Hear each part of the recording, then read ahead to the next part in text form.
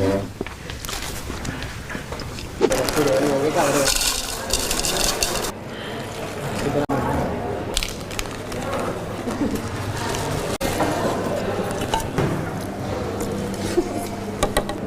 Sí, ¿qué quieres?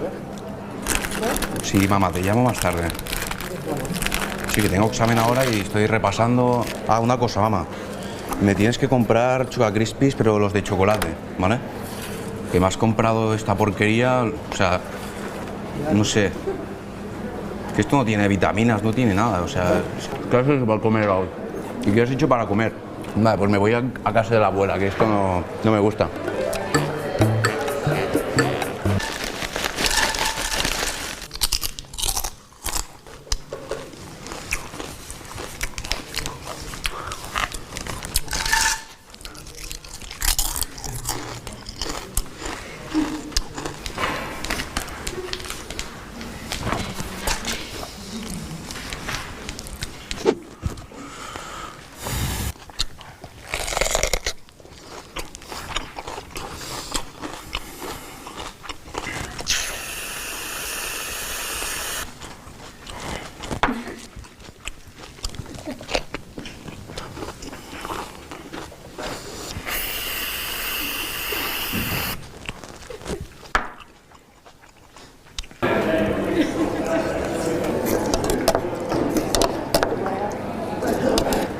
Te cambio el bocata por esto.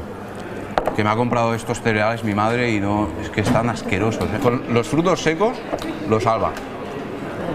¿Queréis un poco, chicas?